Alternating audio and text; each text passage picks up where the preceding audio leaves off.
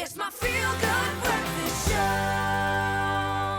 Welcome back to your feel-good breakfast show, Expresso on S3. Now, every year in August, our country marks Women's Month when we pay tribute to the more than 20,000 women who marched to the Union buildings on the 9th of August in 1956 to protest the extension of pass laws to women. Now, decades later, in spite of massive strides being made in favor of equity and justice for women, we are still confronted with stark reminders of how far we have to go. And today we discuss the prevailing issues still facing the women of Mzansi. And here to help us address this, we've put a wonderful panel together to equip future women to become the leaders of their own destinies.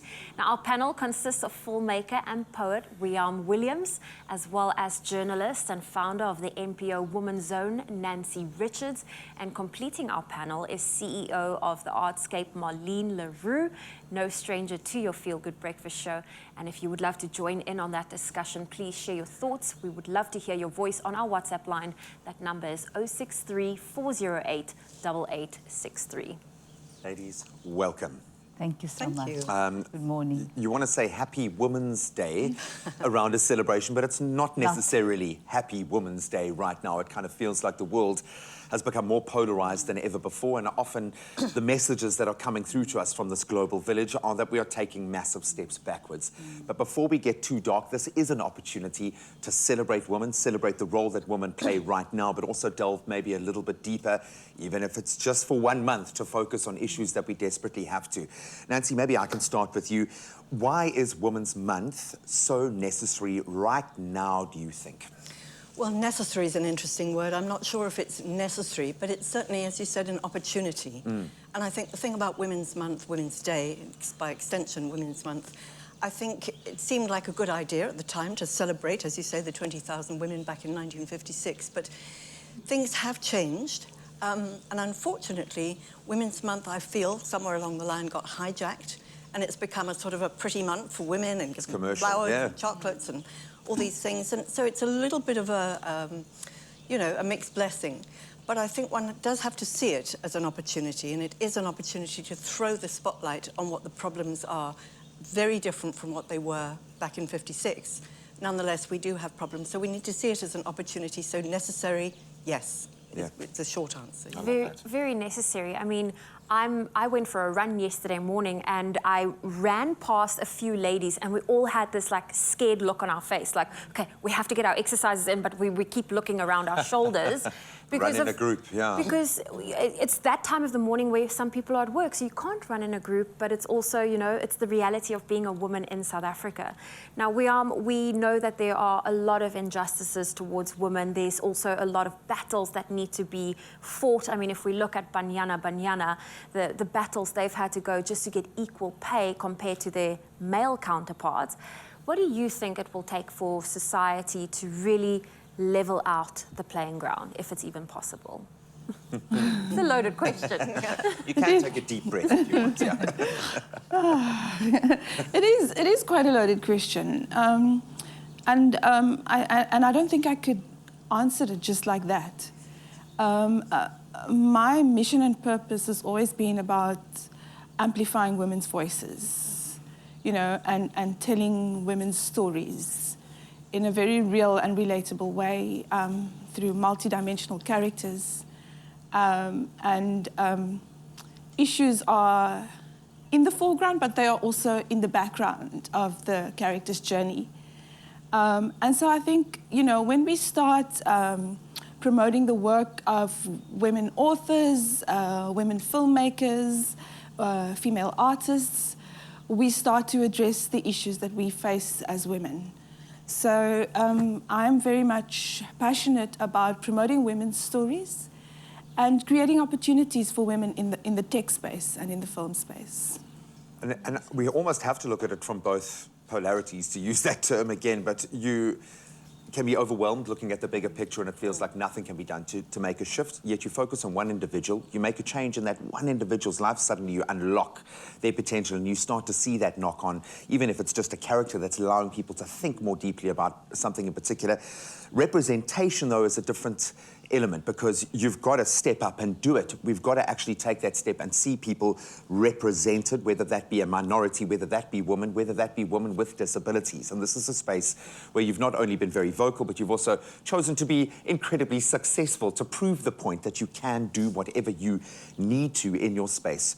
How far do we still need to go for people living with disabilities, in particular women with disabilities in South Africa? I think we still have a far way to go because we are still very much on the low end of the agenda with all our challenges in our country that we right now have.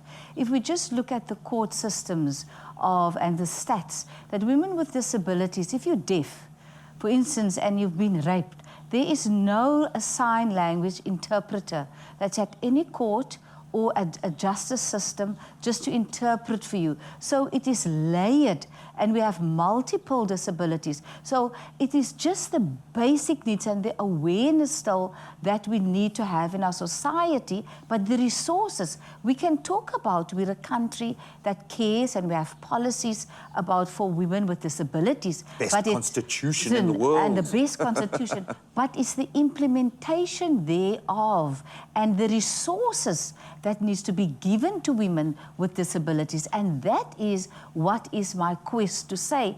You need to couple the equality with resources, because when you are a woman with a disability, you need multiple layers of support for you just to get to your destination, to apply for a job, if there's a job for you, or for education. I hear Completely, you. yeah. Well, Marlene, Nancy, please don't go anywhere. We want to continue our panel discussion. And of course, we have more issues we would love to hear your thoughts and opinions on.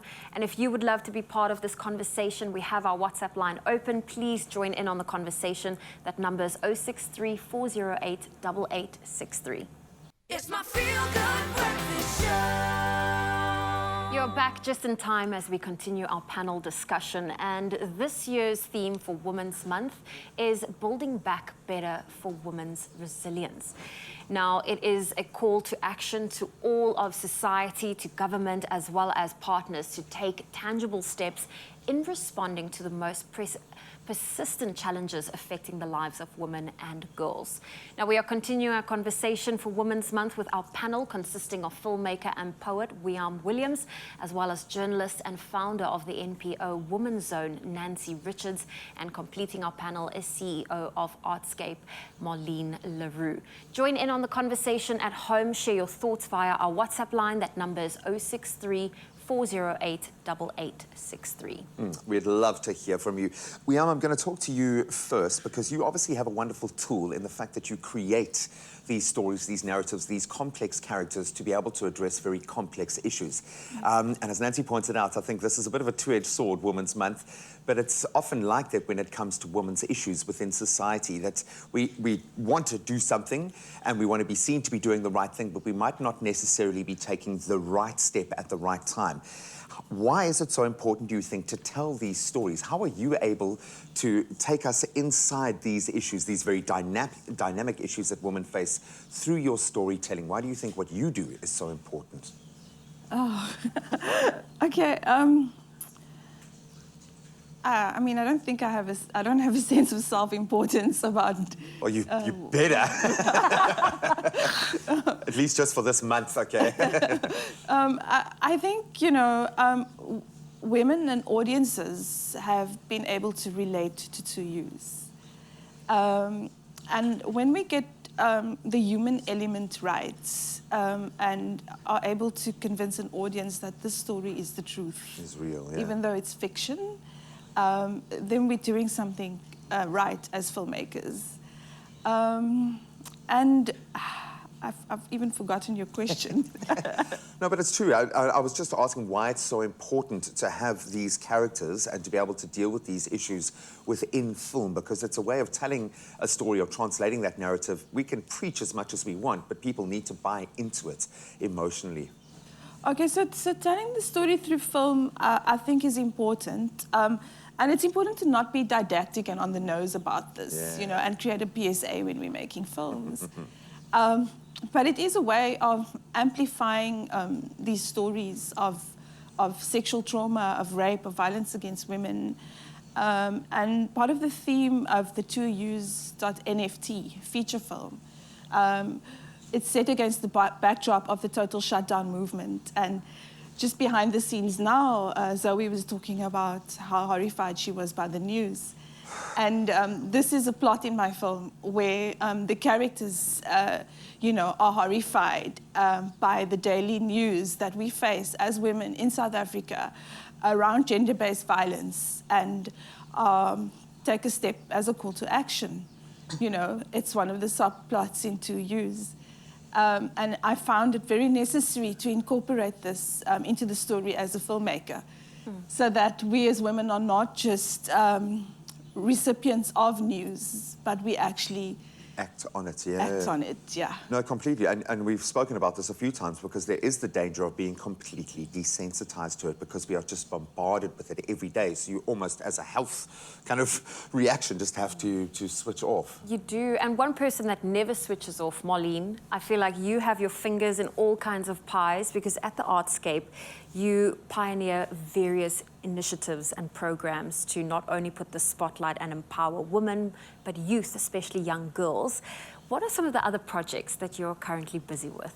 I think it's very important that we have a Women's Arts Festival, Humanity Festival, every single year for 16 years already. And it has now, in this particular year, we experienced the most horrified of the brutality of society on all levels. Krugersdorp's rape is horrific. It is about humanity is just scattered. And it's broke down. So we need to use this particular month of compassion, as a country to look at introspection. Where is it that we go wrong? And hence the fact we have taken partnership, because Women's Zone with Nancy has been with Artscape. We're the only theatre in the world that has a space for women to come and write their stories, put it through healing processes, and Nancy will tell more about their particular book. And also with Harm, that this film will be shown at Artscape. Not everybody can stand on a platform and be politicians, but we want to keep everybody in the society accountable.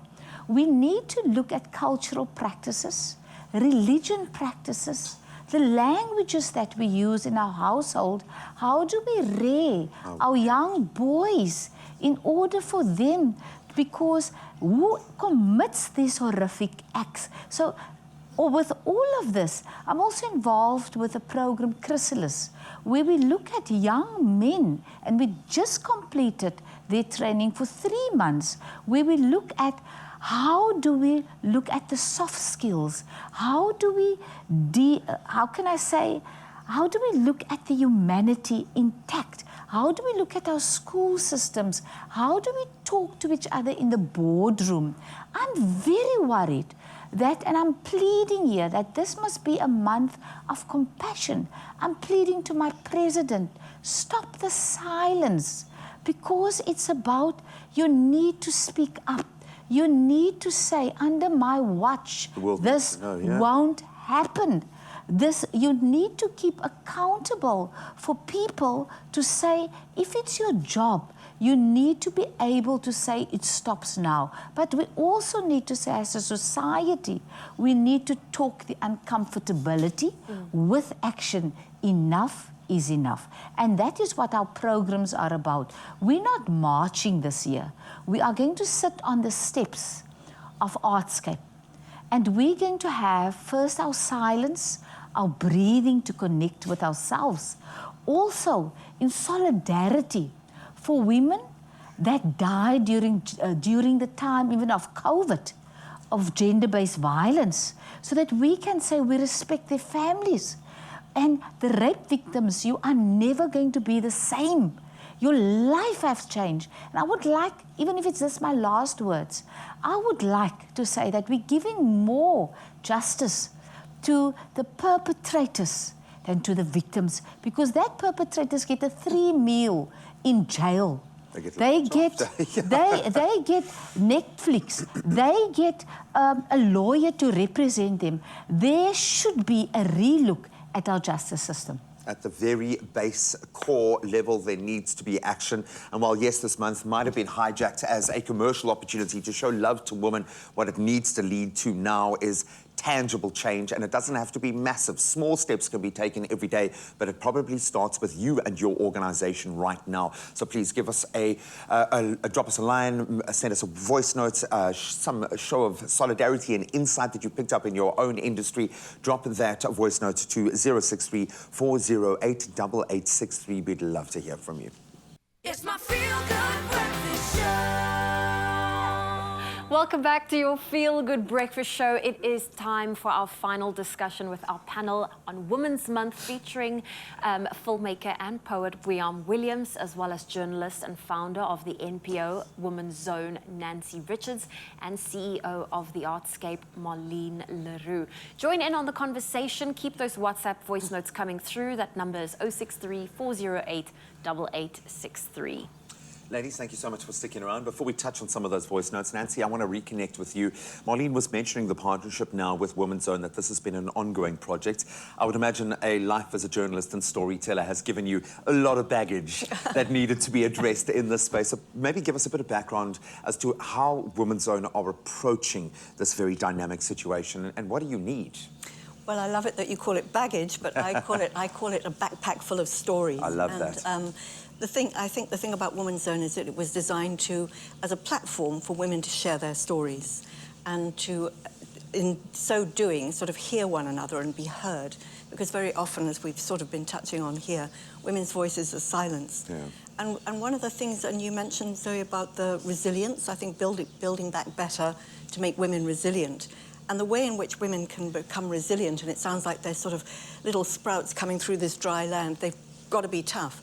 But they've got to be strong. And if a woman can be heard and get in touch with her own achievements, we talk a lot about how women are disadvantaged and the challenges they face, but actually what's important is what she's achieved. And through Artscape, like the Women's Humanity Arts Festival, they focus on what women are doing. Filmmakers, poets, dancers, plays, there's all sorts of ways in which women can achieve. And once you've achieved, I mean, look at the face of that girl who won the gold medal at the Commonwealth Games. Yeah. It was a joy because her achievement had been recognised. So if we can focus on what women have achieved, it would be the way to go. And I think also Marlene's point about compassion and care, one of the other things about Women's Month, it's an opportunity to get in touch with, I know this sounds corny, but our caring, compassionate, nurturing side as well. The circle of care that we're having is not just for women, it's totally inclusive. We're inviting men, so be there, guys. Well, the vulnerability is there at the moment. I mean, the suicide rates in men in South Africa are 3 times higher than within women. So that speaks volumes about just how resilient women are in the face of this massive imbalance in the pressures. But everyone needs to be speaking. And I'm so glad that you've raised this issue, because I think there is this notion that in order to be successful as a woman, certainly within business, you've got to be hard and you've got to let go of all those feminine, intuitive, kind of that nature that the world probably needs more of now than it ever has before. Definitely. Undoubtedly, yeah. And it reminds me of the Black Eyed Peas, that song, Where's the Love? And I feel that it's a beautiful song to listen to. We have a voice note that came through from one of our viewers. Earlier this morning, we asked them to share who inspires them leading into, as we are on Women's Month. Let's take a listen to this voice note. Good morning. My name is Nimpiwe Mimalo. The woman that inspires me in business, it has to be Nosbele Mayaba. That woman is so calm and she knows what she is doing. I love that. And I would imagine for many households, there are either a gogo or a very young woman running these households that are inspiration to their families. They need support. Not just from their communities, from family, but we need support from a governmental level. When we talk about the 3 areas that government and organizations need to focus on to build equality and justice for women, what are we talking about? I think opportunities, if there are more opportunities created for women, that could definitely assist.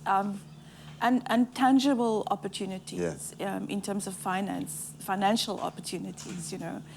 And I just want to touch on what I'm actually doing. I'm launching my film to use.nft as an NFT, which is a non-fungible token. And what has led me to this is my frustration with the centralization of power and finances, particularly finances allocated to arts.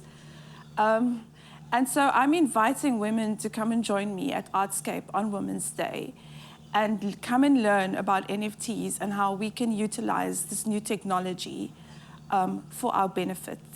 And so I believe that government can create opportunities for us, but I'm also interested in how we as women create opportunities for ourselves.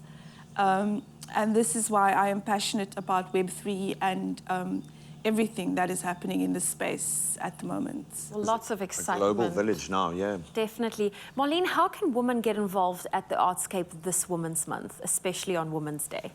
We're going to have a circle of care where we're going to be led by Vicky Sampson, a choir of La Rosa, a band, but it's also our NGOs that is working tirelessly on the ground. And we're starting first with our film festival at 11 o'clock, and then it's 12 o'clock, our circle of care. And again, I would like to plea that we must not forget about the power of the NGOs on the ground that we need to support, because government can't do everything. My plea is, and I think through the Artscape Women's Festival, is to say, let's support the NGOs on the ground that gives the support again for the victims of gender-based violence, but also how we can have sustainable growth. Economic empowerment for women is of utmost importance, and education to turn this country of this scourge of gender-based violence. Completely, and I'm just going to add to that that it's now been proven that if you invest in a woman in a community, a disadvantaged community, your return on investment 4 times higher than if you invest in a man in that community. That's the bottom line, what's been proven in this country.